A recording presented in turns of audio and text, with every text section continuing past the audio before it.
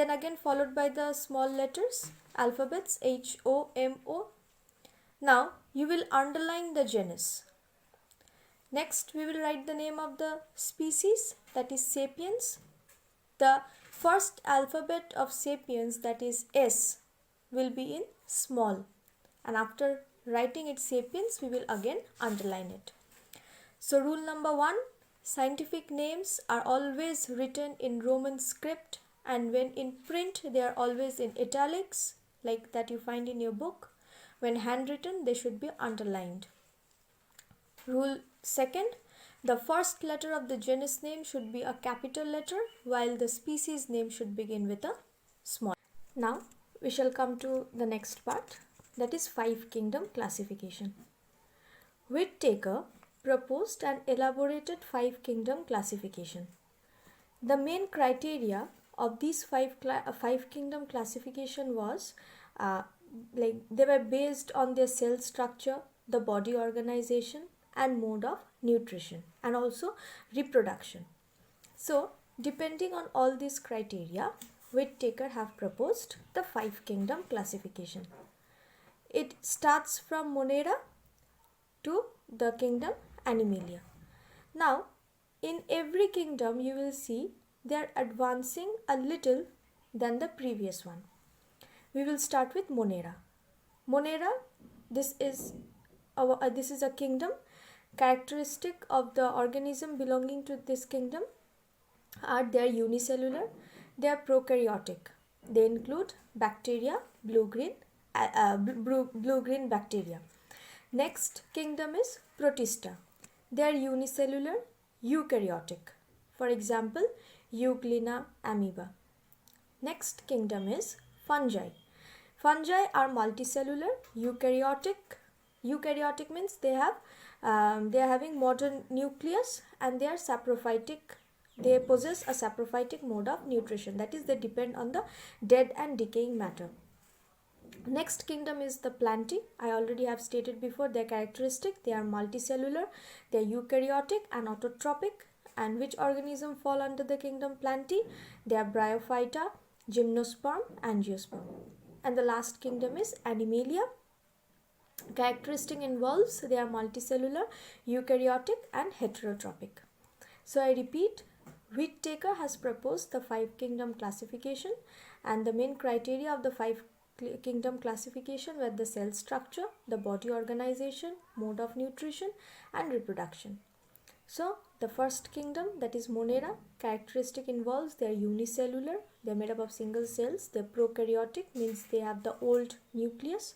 Organisms involved are bacteria and blue-green algae. Next is Protista. Protista are unicellular, eukaryotic, for example, Euglena and amoeba. Fungi, they are multicellular, eukaryotic organism, and they possess saprophytic mode of nutrition. Next is Plantae. They are multicellular, eukaryotic, and autotrophic organisms. Bryophyta, Gymnosperm, Angiosperm belongs to this kingdom. Next is Animalia. They are multicellular, eukaryotic, and heterotrophic.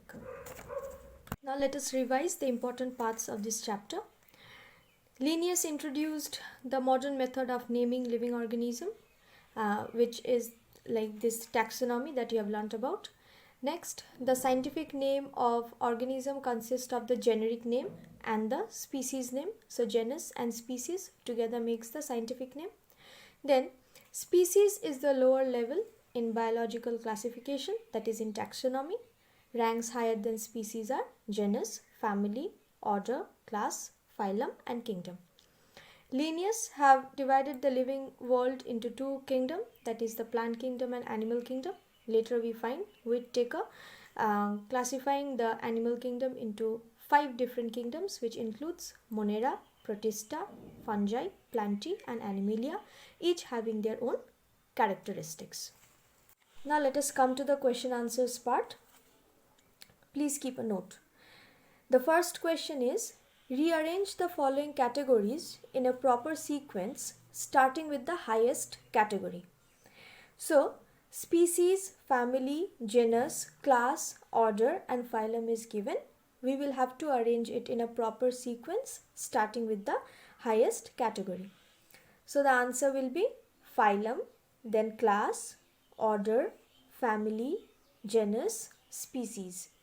I repeat, phylum, class, order, family, genus, species. Next question. Who introduced the binomial system of naming living beings?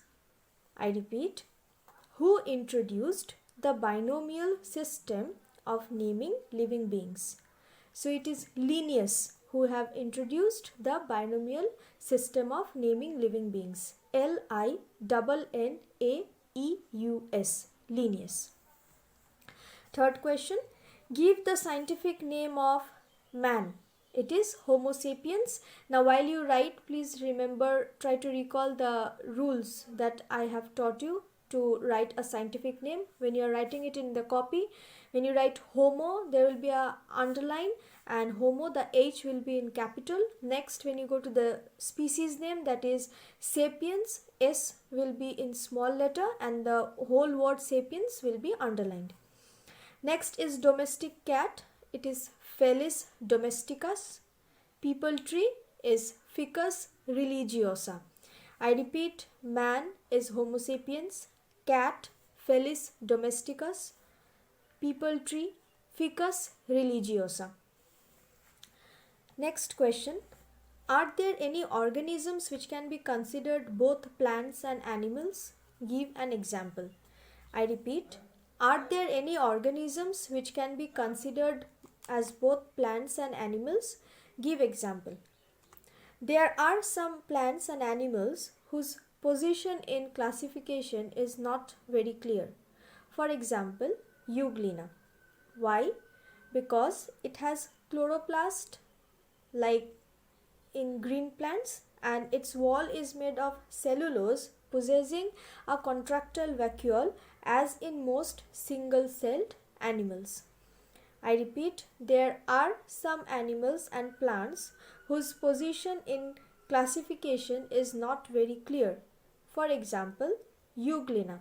It has chloroplast like green plants and its wall is made of cellulose possessing a contractile vacuole as in most single-celled animals. Last question. Why are scientific names of living beings considered better than their common names? I repeat, why are scientific names of living beings considered better than their common names?